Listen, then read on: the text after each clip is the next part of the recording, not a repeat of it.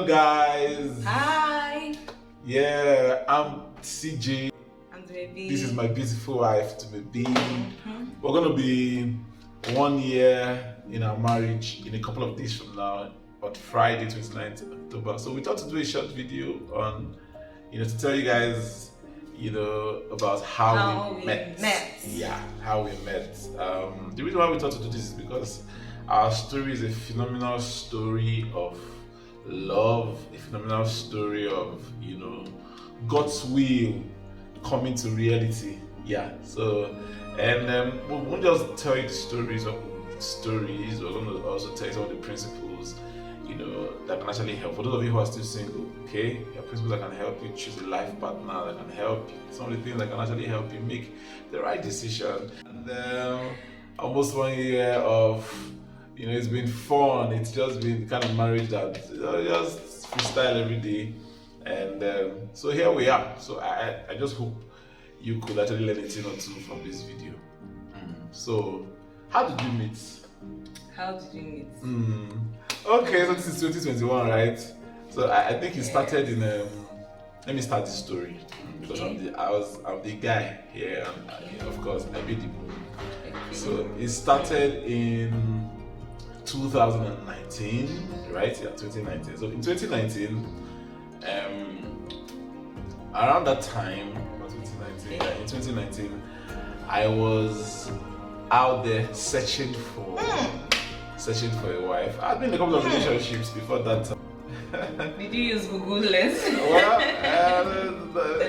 there's something even deeper than Google Lens, Cjay. So I was searching for. I wanted to settle down in marriage. I had been in a couple of relationships before that time, and so when it was time, when I got that thing in me, that thing in my spirit, that okay, guys, time to settle down. There was nobody in my life. I was a bloody single. I was just there, and of course, I had a lot of people around me. I had, mentors, pastors, and I had girls, everybody. But none of them seemed to be entering my eyes. Like I said, I was a hot kid.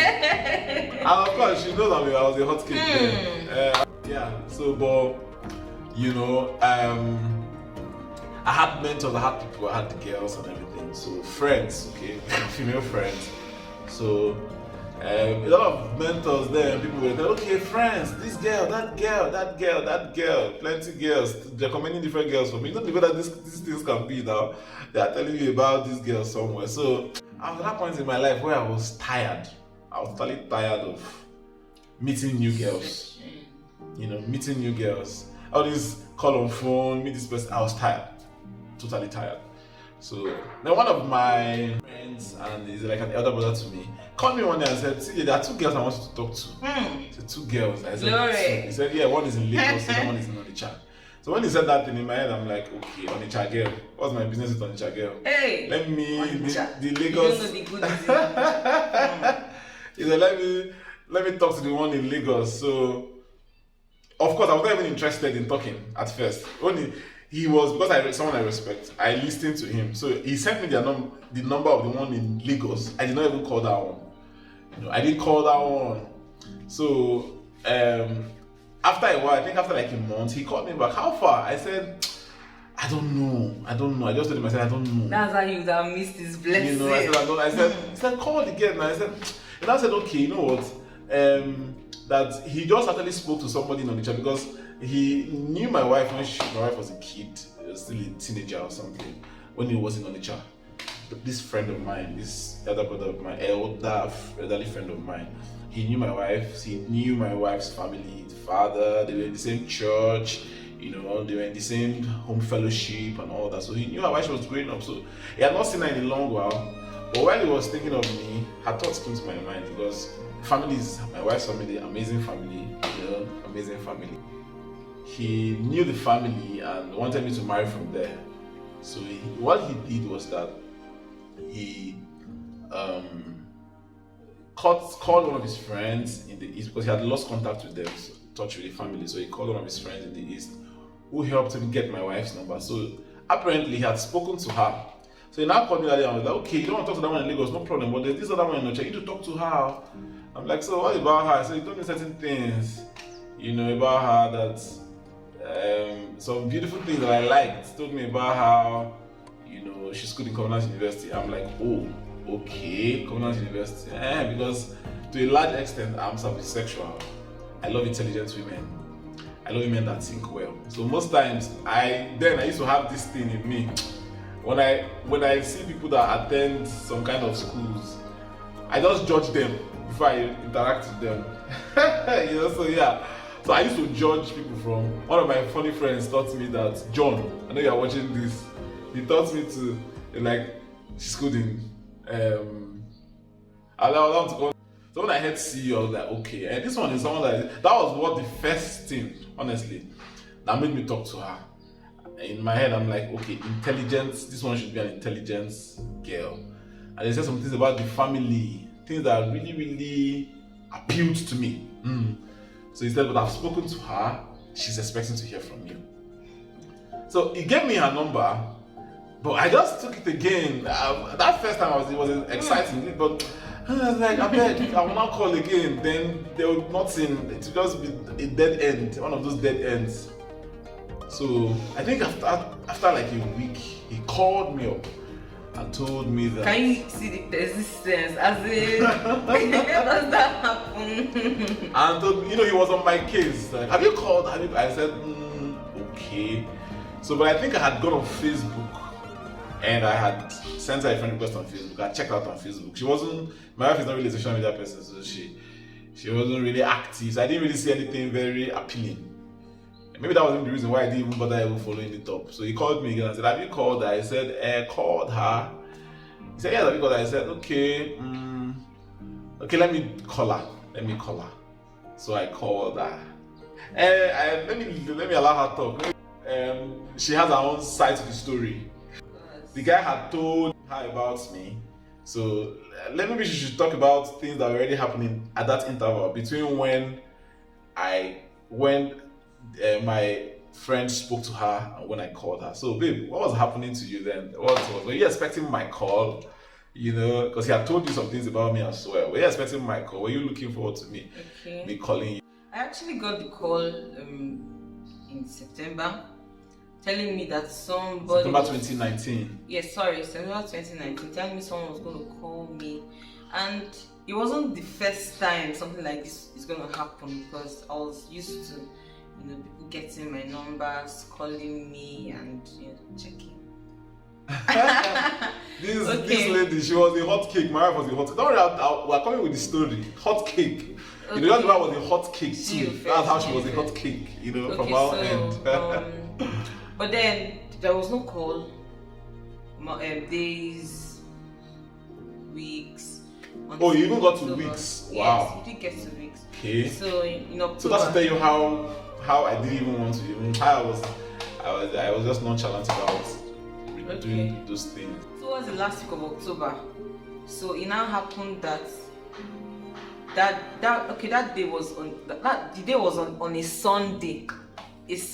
I received a friendship request from someone on Facebook, but seeing the request, seeing the name, I knew he was the one. Not the one as per my husband, but I knew this is the guy that should reach out to me. I don't know how I knew, some of these things just happened. So one of the things that I've learned about my wife, I've come to know about her in the last 1 year, that she has very strong instincts. So when we got married at first, it was hard. I was always having issues. At times she would come and say, do this thing. I'll be like, what are your facts? What is business? She would just tell me, I don't know. I used to ignore her instincts, but very recently, I have seen that thing play out. As in, she has very strong. So when she saw the video, she knew the friend request. She knew I was the one. Yes, I knew he was the one to call me, but I just brushed it on my mind. I was like, I don't want dark guys, because I want fair babies. I've always wanted fair babies because I took care of my cousin's children and they're all so beautiful. So I just said, I beg, I just automatically friend zoned him even without getting to, meet him, and talk to him. And then the next day, Monday, he called. I was in leaders. Okay, I called you a day after I sent you a friend request on yes, Facebook. yes. You called me a day after you sent me. Okay, okay. So I was in leaders meeting. So I was like, okay. I said my name is Cjay Moses. Blah blah blah blah. And I was like, okay. Do you know? Just call me back. Okay, I'll call you when I get home. And that was it. I called him when I got home, and I think we spent over an hour. I kept saying in my mind, who is this person that I connected with so instantly, like on the first day? Yeah, that magic. I have that thing in my mouth. I kept thinking about. I had to write this in my journal. Like it was. It doesn't happen all the time. Yeah. So I was like, who is this? I kept thinking, who is this? It felt like we had known, way back, and we just reconnected. But I would always brush it off my head. I would say, anyway, I don't want a dark guy. He can just be my friend. And there was no big deal. That was on a Monday, and then fast forward to Saturday of the same week, he went for National Youth Summit in Owerri. Yeah. So after we spoke, a couple of days after, right? Was it a week after? That same week. We spoke on Monday, yeah, and then we met on Saturday because the youth summit was to start. So I had the Thursday. summit that happened in Owerri on Thursday. National Youth Summit. It was starting on Thursday. So he flew all the way to Owerri and then came down to Onitsha. And when I saw him, I was like, he was feeling so What did I meet you again? We met in church. We met in church. Yeah, she was inquiring. I came into Anambra State from Owerri. I went to church and she came out of church again. When you came out, how did I even react? You were like, okay, let me go and ease myself. Like you were feeling tense. I was like, okay, this is the person. Okay. No, I wasn't feeling tense actually. It was later I told you that the reason why I had to go and do that thing was because I wanted to because I was feeling tense. But I don't think it was showing because you didn't talk about it. It was the one that told you about it eventually. Looking at me now. Well, okay, so we met and we spoke, and he wanted to go back to Owerri that night, but I had to convince him to find a way to go back the next day. So he should attend church on Sunday and then go back to Owerri the next Sunday afternoon. So I went to church. Let's talk about that church service. I came to that church service and I sat in front. She was in the choir.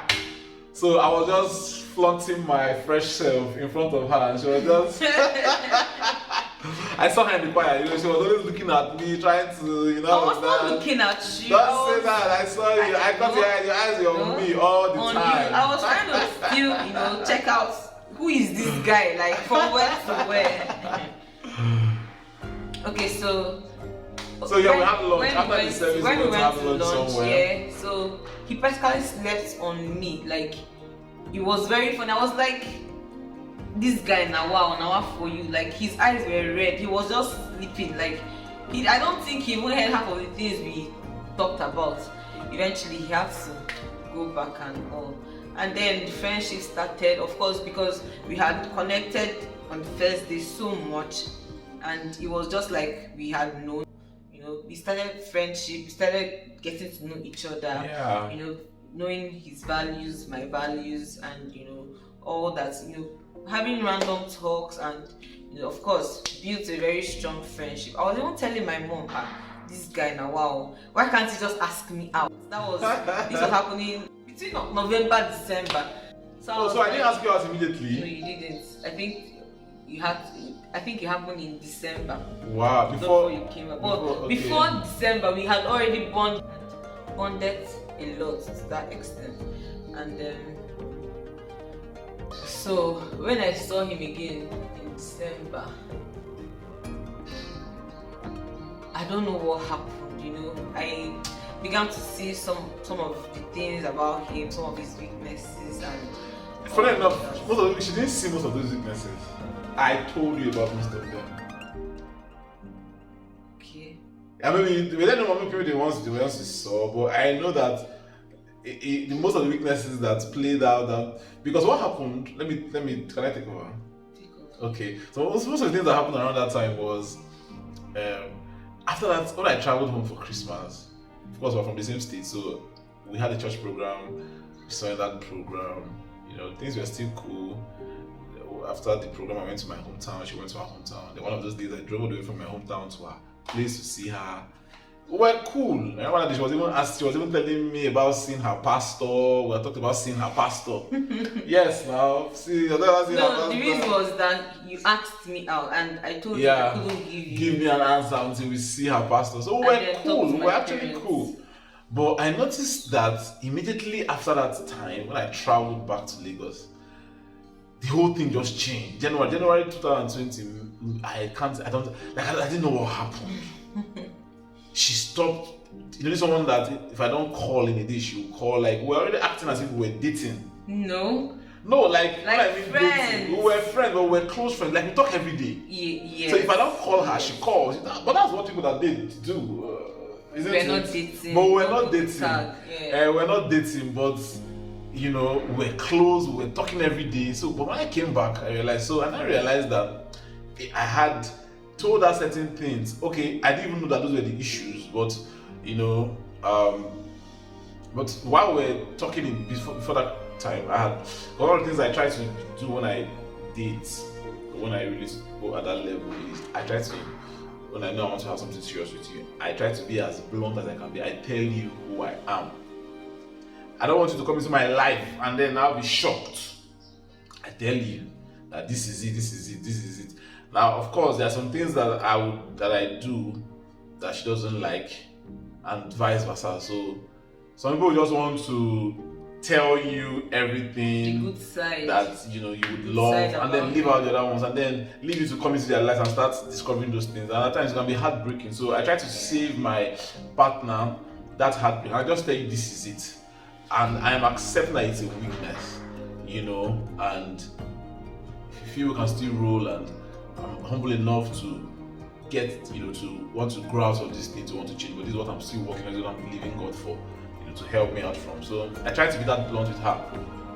And in January, I started seeing all those things. I didn't even know it was those things. Okay, so apparently she had told her pastor about, the whole thing. And the pastor was like, red flag. And all of that. So so what happened eventually was, as a person, she liked me. I knew somehow that she likes me. Of course, now how can you not like someone? So how can you tell somebody and not like the person? And so that January was so crazy. Yeah, January was because you call, at times she doesn't pick your calls. This is someone that when she misses your calls, she calls back or she leaves. You send her WhatsApp messages, she wouldn't reply. It was the most frustrating place to be. And oh my God. Being the kind of person that I am, I have never really, all through my life's journey and my, relating with women, I've never really chased after a woman, like chase. When a woman stresses a man, I've never really done that. As a matter of fact, I never ever got a no from a lady, except one lady like that that one is not even a no, it was just my stupidity, okay, because she liked me, but so here was this girl, and I'm like, who the hell is this? Who the hell is that kind of thing. So that was what happened, and January was so crazy. It was so terrible.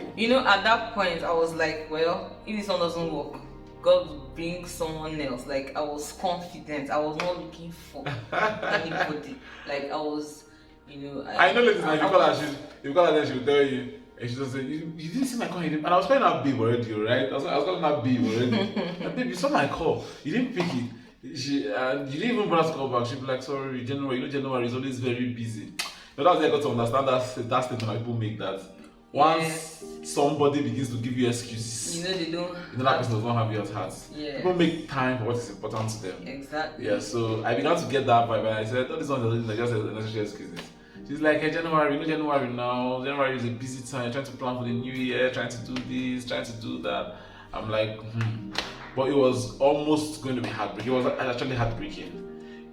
I was able to tell some of my people that, what, I just want to move on. In short, somewhere in me, I was beginning to even like, I was just beginning to find my. And the other thing that happened was because of that time, that January,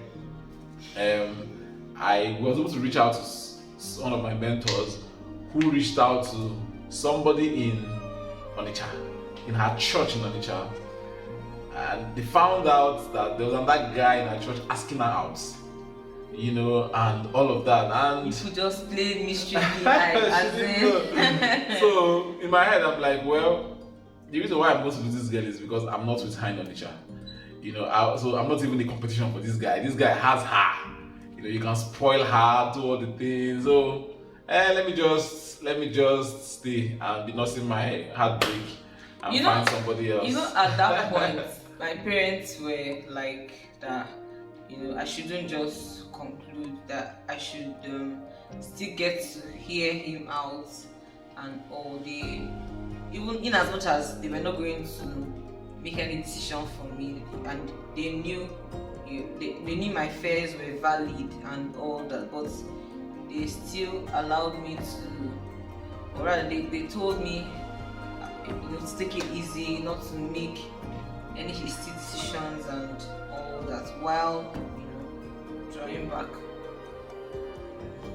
Yeah, so so what eventually happened was in January, February. In February, she had this training she was supposed to attend in Lagos. So training I didn't apply for. She didn't apply for the training. You know, I knew it was just God, and you know, when God wants something to happen, He has a way of just orchestrating it. When the hand of God is involved in something, from the get-go, I actually knew that. Yes, I knew it was even God that was involved in the whole thing. You know, even at the point where she was slacking back, because I prayed about it, and I just knew. And personally, I've never loved long-distance relationships personally, but here it was, you know. So I just think that what was pushing me to her was that God factor. That it was just that there was just that internal push towards her. Me coming over to Lagos was not. I would say, okay, before we now talk about how it was now God's plan. Like I just, you know, the plan was unexpected, all expense paid, my hotel, my flight, everything. So me telling him was actually to use him as my Uber. And I actually got the vibe, funny, you know, because he just called me out of the blues one day. I was like, who is this one calling me? She has not called me. Someone that had hardly called me all through the, you know, January time. She calls me up on this in February, right? Early February, I think. Yes. And then she's like, yeah, I'm going to Lagos, so I'll be training in Lagos. So but you know, somehow I felt, well, we could be friends though, but you know, as a friend, you know, even if you don't take me, you know, from the airport to the room, but no, I understand. Friends can just take, you know, so I'm going to Lagos, so just take me around. You are the person I have in Lagos, not that kind of thing. So yes, exactly. As you know, considering the fact that we had connected and we had bond, even though the relationship wasn't, you know, where it used to be, you know, the friendship wasn't where it used to be, but I just felt I could talk to him, to help me around maybe just the first day. Then I find my way the rest of my stay in Lagos. But as God will have it. Continue. Yeah, so as God will have it. Now the funny thing was that when she made that call, in my head I'm like, because I think she was supposed to come into Lagos on a Sunday. On a Sunday. Yes. So and she was supposed to go back on a Thursday. On a Wednesday. On a Wednesday, yes. So but she missed her flight. So when she called me before that, when she called me that day, I think she called me 2 days before she came. I'm like, so you want to use me? I just like, I beg, I don't want someone to break my heart. I don't want someone to break. That was what I told myself. I said, I just want to tell her, okay, you know what? When you land Lagos, book an Uber or get a taxi. I'll take it to your airport. I would have done that gladly if you were not available. You know. Yeah, but that was what I really wanted to do. Trust me. You know, but while that call was ongoing, I just heard in my spirit. Thank God for the Holy Spirit. This is your last opportunity to make an impression. this girl has been in all this while, you've not been able to travel down. Now is that time to make that last impression. So I'm like, yes. So Spirit of God actually told me, he said, just give it one more try, okay? If it doesn't work, then you come back out. I said, okay. So I decided in my heart that I'm going to give her all my time. I was going to have a very busy week, but I said, you know what, I'm going to give this babe all my time. So on Sunday, I was ready waiting for her call, for her to come and tell me that she has landed, or tell me that she has boarded, so that I can start driving to the airport to wait for her. But she later called me, or I think I was on that call, and she was like that she missed her flight too. So she had to come in on Monday morning. Monday morning, right? Yes. And I went to pick her up. I saw her, and I took her straight to her hotel somewhere in Lekki. So Lekki, Ajah, Lagos. Yeah. So we got to Lekki. She checked in. I think the training started that day.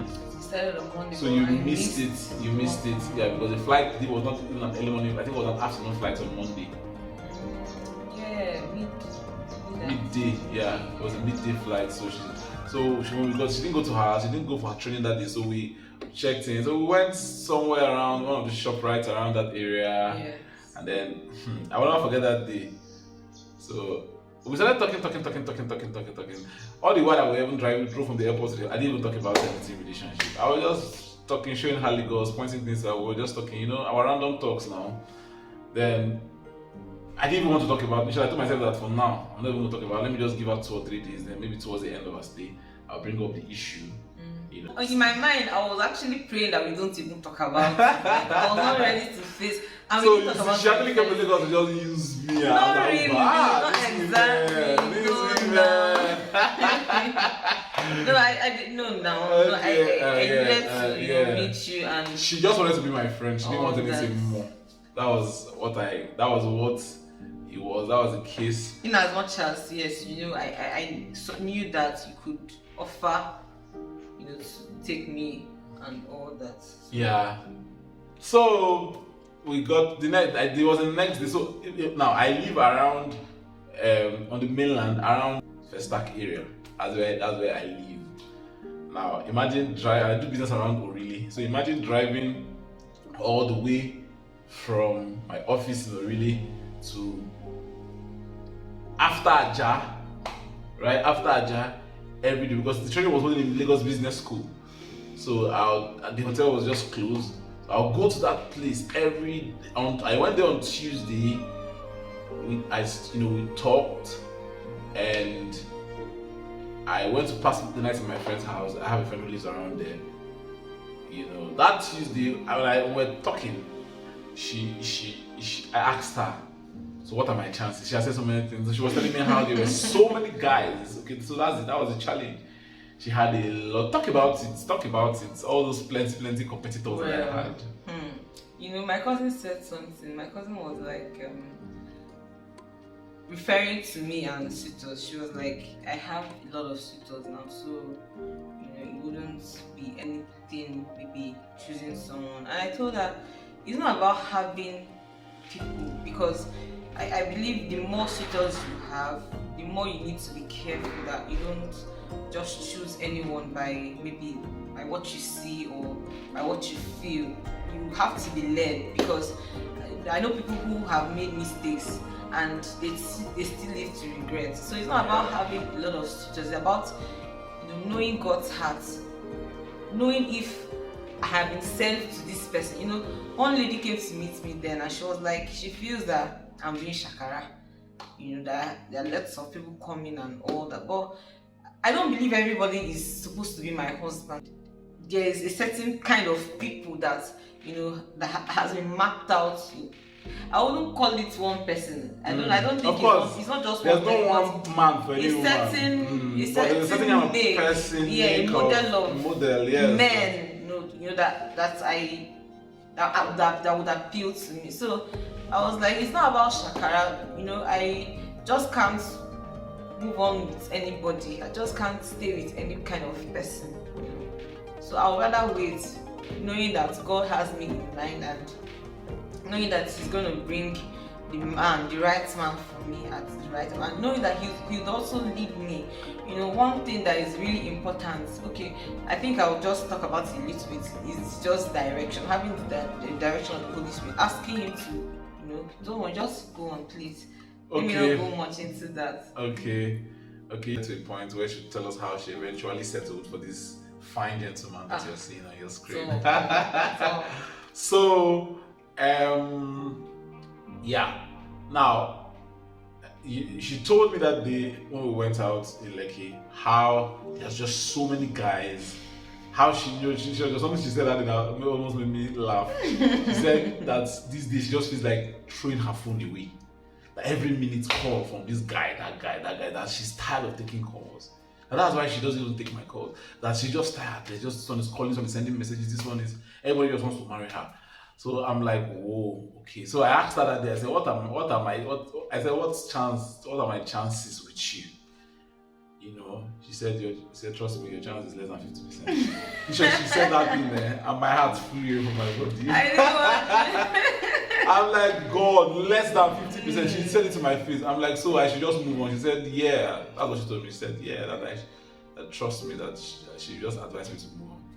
I said, okay, but I didn't allow that to deter me. I continued, I stayed with her, decided to, you know, I didn't want to, okay, I had decided that I wanted to give this lady a treat and make her happy, make her comfortable. And he did make me happy. You know, that like make her stay in Lagos blissful. So I didn't want, I was not doing it because of anything. I was just doing it because it was what I wanted to do and because of the way the instruction came. So I was not doing it to force her, to push her to the wall, to get a yes from her. It was a decision to make. So I just do my thing and then leave the rest for her and the Spirit of God in her and, you know, all of that. So that was what happened. And she stayed in Lagos Tuesday. She stayed in Lagos. You even had to Wednesday, like flight to be moved. Yeah, I had to even. She finished. So I think they put her on an evening flight on Wednesday. After her classes, she was supposed to travel on Wednesday. I said no, don't worry. Stay in Lagos, rest. Okay. On Thursday you travel. So I went online, we booked her flight for Thursday, and then rerouted it. You know, yeah, for her. Nice, perfect. You know that kind of thing. She was supposed to land in Owerri, very far from my place, so I wanted her to. So we had to rehearse for her to land in Asaba. So I tried to be very good and to be a gentleman with her. You know, treat her like a lady.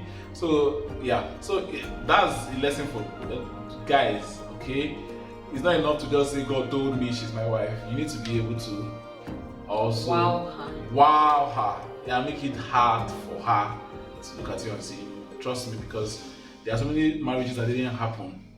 God ordained marriages that didn't happen because the guy didn't do, you know, he just thought it was about just, you know, what God has said it and it's going to happen. No, trust me, you cannot get God to force a lady to say yes to you. God cannot force a lady to say yes to you. There's your parts. Okay, Bible says he that finds a wife finds a good thing. God's job is to give you the instructions, tell you go. So that's what I'm sending you to. It's your job to go and woo her. If you now go and woo and nothing happens, you're not going to go with God to ransom. Okay? Yeah. Then of course for the lady too, she needs to also learn to also even see beyond some of these physical things. Yeah, which happened in our case. So she'll share the story with you as we go on. So now she stayed back. On Thursday was when she was supposed to go. So on Thursday, brought her to my house, made her food. I remember that Thursday morning, her flight was for afternoon, so she came to the house. So the plan was that after, when she stays in the house, after breakfast, we'll just go see one of my mentors, and from there we'd go to the airport. She ate breakfast and we drove to. And I need to add that he can cook. What did I cook on that day again? You made yam and eggs. Yam and eggs. I can't forget. Yeah. I gave it to you. So took her to church, got her ice cream. By the time we got to the airport, guess what? She missed her flight again. Another shocker. You know, there was this construction work going on that airport road, so we forgot that, you know, there was this huge traffic. So we got stuck in the traffic, and By the time we got to the airport, the flight had moved. They were already taking off. So so what we did, we had to rebook her again for Saturday, but there was no flight for the next day. Yeah. So I brought her back to the mainland and took her to put her in a friend's place, one of my friends. You know, I didn't want to put her in a hotel, but I said no. I have this friend of mine that is a hospitality queen.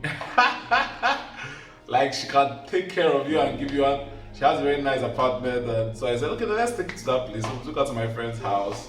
I called my friend. She said no problem. She stayed there, and you know, Friday she followed into the office. She came to my office. You know, she basically saw everything about me. She had been to my house. I took her to my church on that Thursday before we went to the airport. So she had up to my church, gone to my office, seen my friends, and Saturday morning. That was not even in the plan. That was not even in the plan. So Saturday morning, it was her flight. We had breakfast somewhere, and then she left. So I just had to give you all these details to tell you how much treat, so that guys can learn. Okay, so there's a way to woo a lady, make an impression that is unforgettable. Leave an unforgettable impression. So I knew that I had done my best with her.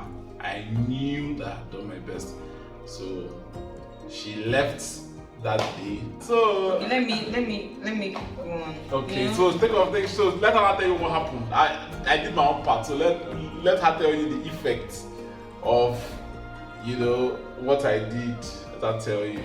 Okay, so after the whole treat from him and making me feel comfortable and all, and I went back home, I didn't really think about the treat. It really got to me. Sorry, so something like this. I remember that she came to my house. In my sitting room, I had this reading table, and then with a drawer and all of that. I just had this somewhere. She ransacked that reading table. I don't know what she was looking for. She was just looking. In my head, I'm like, this baby is looking for exhibits. She was ransacking, just looking for things. All she was seeing there was church stuff, books, I was just being inquisitive. She was just trying. So funny enough, babe. Do you know when you were doing that thing in my heart? I just sometimes in my heart that it's only a lady that has interest in someone.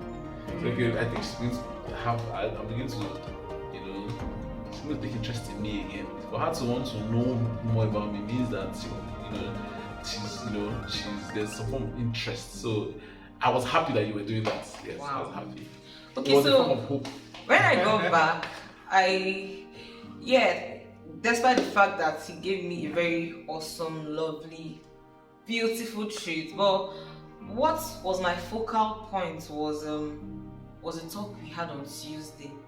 I saw him and he just was so plain and and that was when I began to consider him again because of the talk we had, not even because of the hospitality and all that, But that one was joined. That one joined. That one was. It's not about. That one showed her another side to me that this guy, at least he understands how to treat a woman. Anybody can do that, I believe. So are you saying those things I did or that they didn't count? No, what I'm trying to say. No, see, if I married you because of those things, then there's a problem, you get. But okay. I had to, weigh my options because I believe anybody can make a lady comfortable, can spend so much on a lady just so that, But I went for the talk, the conversation really got to me and I pondered on it again and again and again. So I came back on Saturday.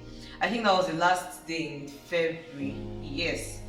So the following day was the 1st of March, Sunday.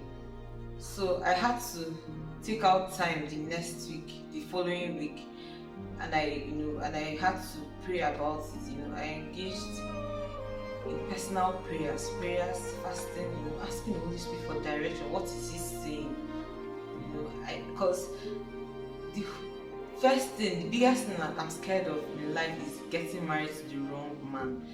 I've seen destinies that were crushed because they got married to the wrong man. Families that,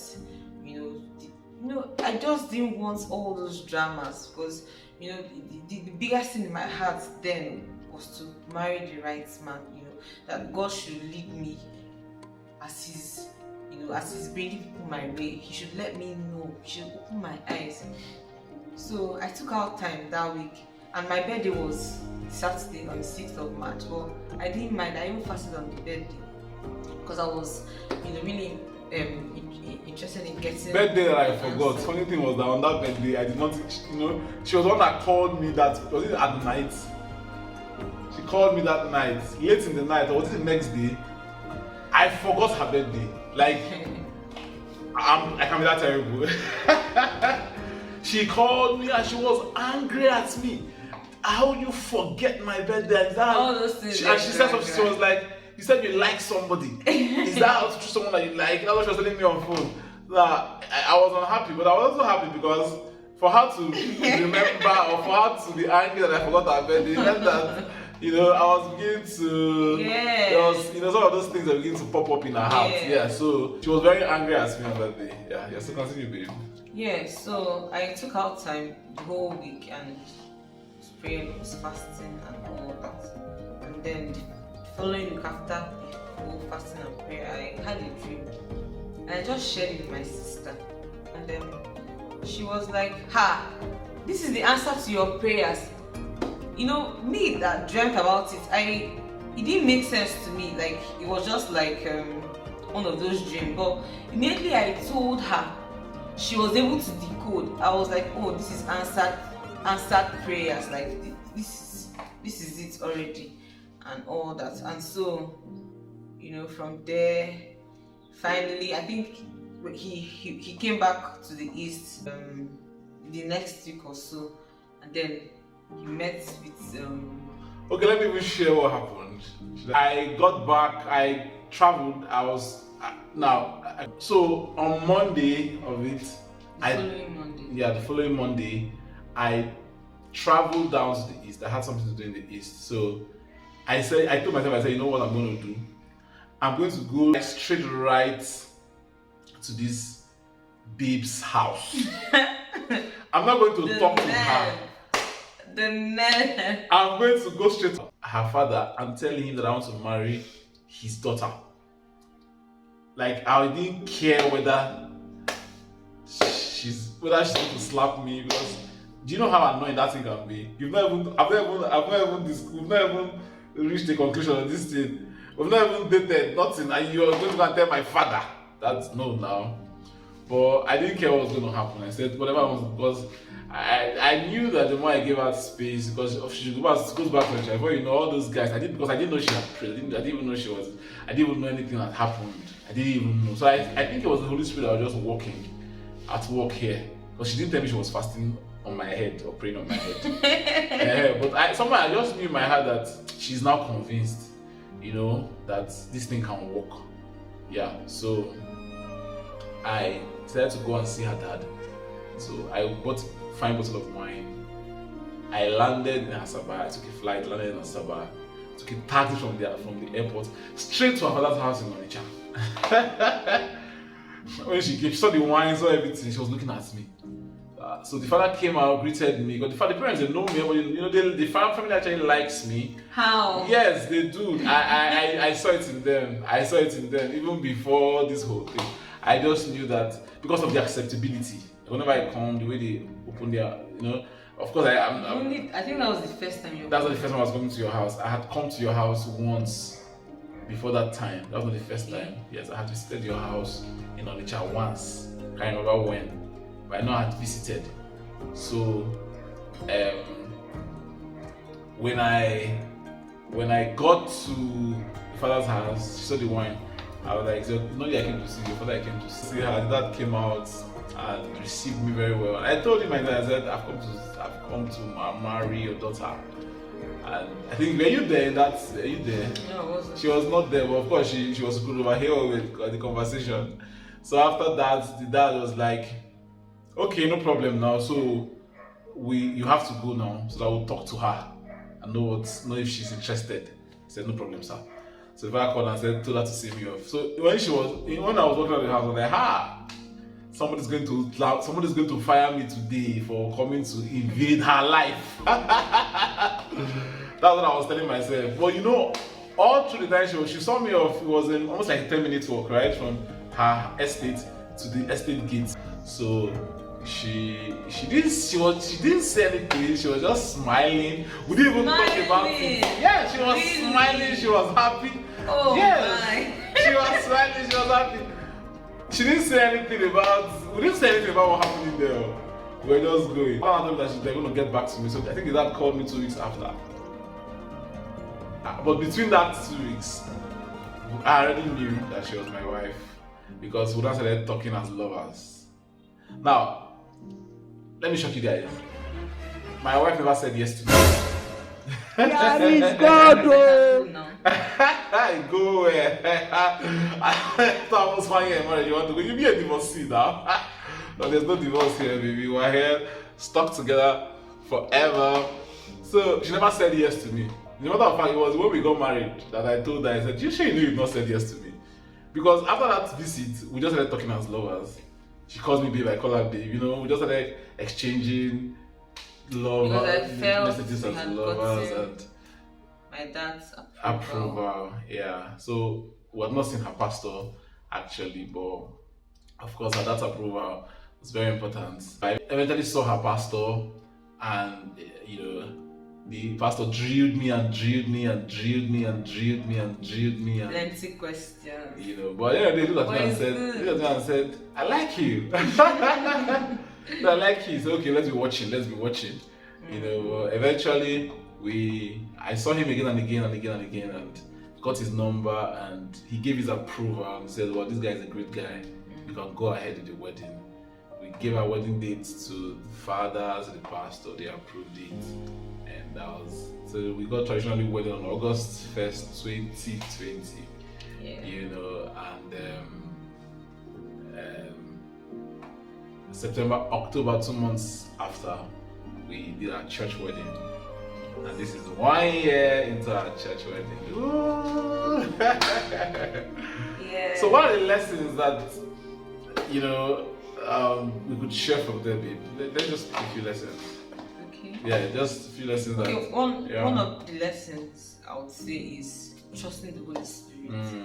You know, Very, the Holy very Spirit important. Very, very key.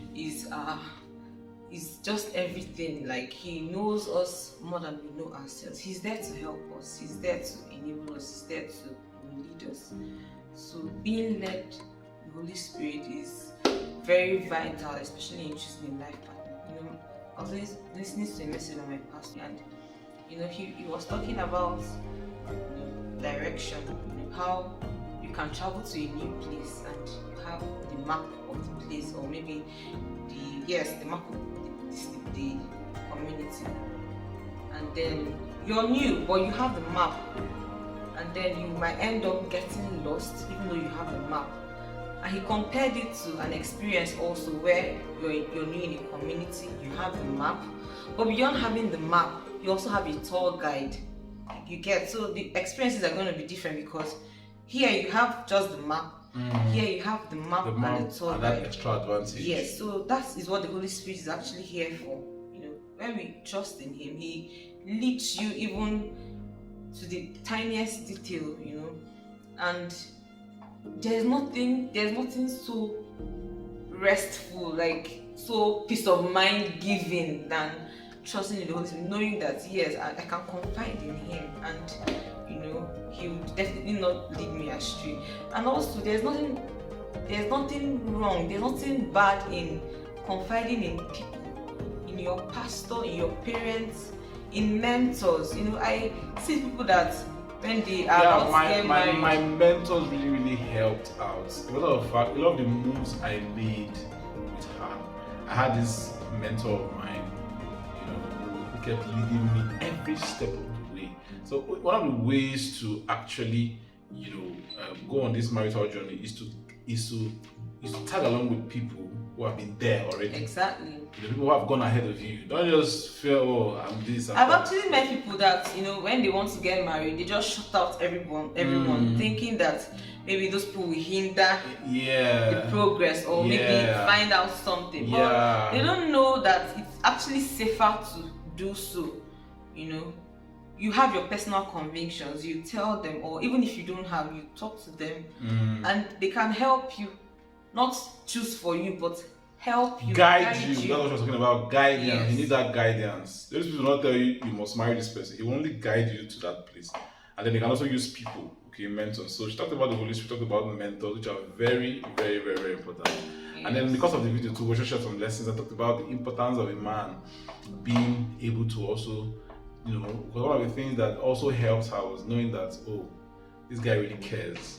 This guy really cares. That was what even drove her to even start fasting and praying in the first place after she left. When he was playing, like his open sincerity and all of that showed her that I really cared about her by being vulnerable. She saw that I wasn't hiding anything and being there for her. It showed her that I really had that heart, and that was what even drove her to start fasting and praying. So those are some of the important things we need to do. Another thing to look out for also is knowing this person you're going to get married to. What are your values? What are your plans? What are your goals? What are your life's mission? You can't know someone else if you don't know yourself. So I believe it starts with having a perspective into why you were created. Then this would help you streamline on the choices you make in terms of choosing the life partner, because most times people end up just marrying anyone because they don't know who they are, they don't know what they're supposed to do, they don't know what God has ordained them to do. So they just end up just like moving in a maze, and you don't know where the entrance or where the exit is. You're just there in box of confusion. So you can have 1 million suitors, but let's say out of the 1 million, it's only 50, or it's only 20, or it's only 10 that is actually going where you're going to. So you can begin to now look inward and you begin to weigh your options from there, instead of just trying to consider the whole 1 million of them. Very important. Another thing that our story should teach you is that you don't look for a perfect person. You don't yes. It's all about perfection. Okay. Yes. So at some point, my wife. I had to brace up. Yes, my wife is this kind of person. She's a very godly woman, apparently, and she is quite innocent. So she didn't want to enter into anything. So she just had this thing in her head. She wanted someone that was just. Yes, I thought people should follow through and just be like this, exactly like what the image she has in her head. But eventually, one of the things she discovered from her Holy Spirit is that, see, this is my way for you, go into it. And surprisingly, those things, like, they're no longer those things, you even had fears. No, I'm going to actually say, don't hide. No, but we'll talk so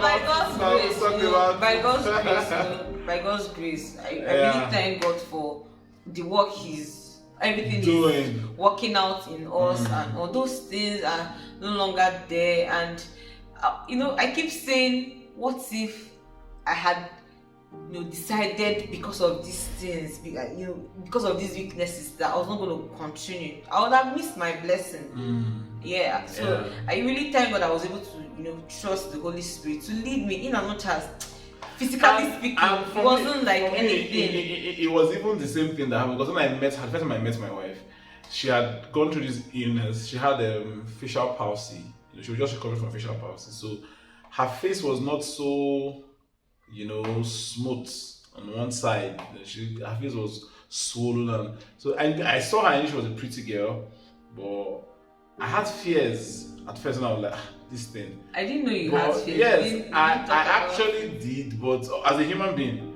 But immediately the first time I'm like, this one is going to clear. She was funny enough. I remember immediately I came back from that meeting with her. I called a friend of mine who is a physiotherapist, and I asked her, because she had told me what it was, facial palsy. So I asked her.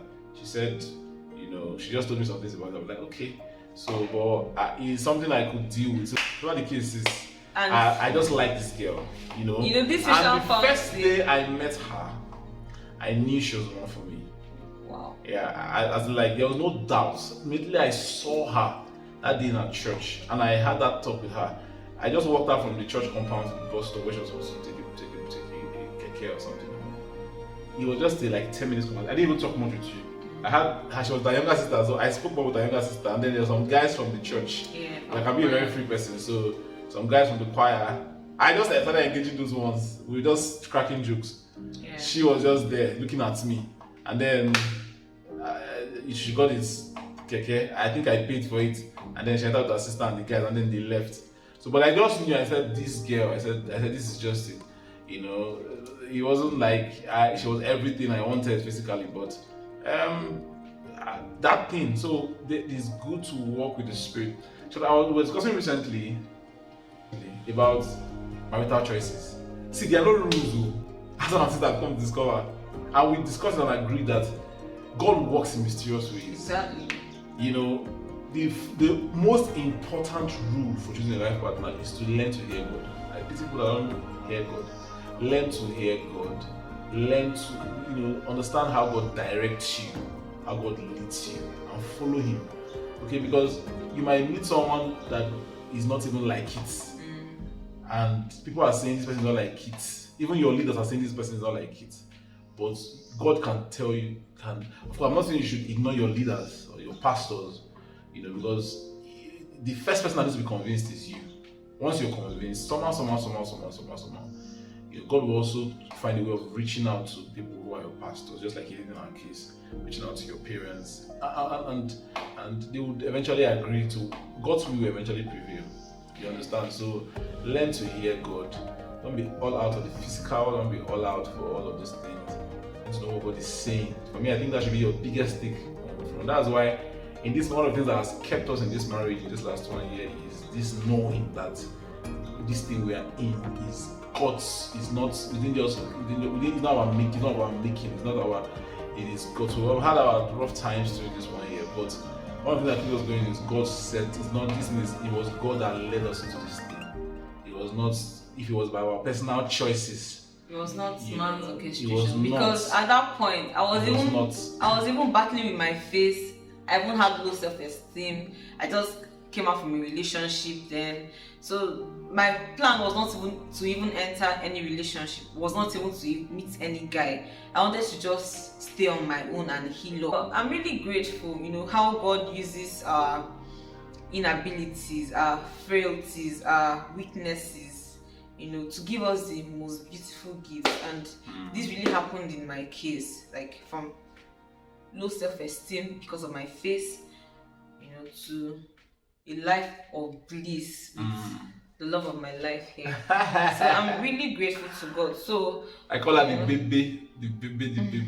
So yeah, so guys, I believe you learned a thing or two from this video. So we want to take this opportunity to actually announce the launch of our show. We have a show coming up. Actually, this video is going to be you're watching this video right now on the YouTube channel for the show. Is a show for teenagers, for young adults. It's called the Prime and Groom show. Of course, we're on the Prime and Groom YouTube channel right now.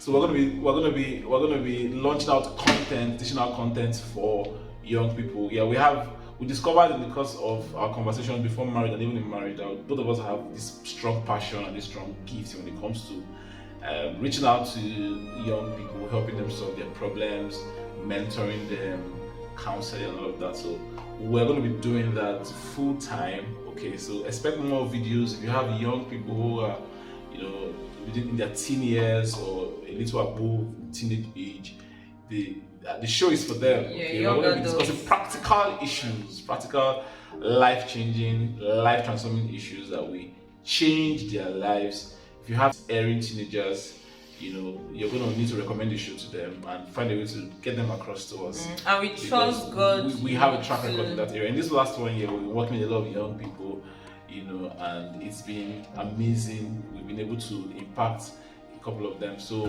yeah, we really trust God to help us reach out to millions. Millions. Millions Yeah. upon So millions. it's a global vision. It's a global vision. Yeah. So thank you guys for staying with us. Thank you for listening. Thank you for listening to our, our plenty talks. And I wish you all the best. So subscribe to the channel, and wait for more videos from us. Interesting, amazing videos. From Dumebi and Cjay. Thank you. Thank you guys. Bye.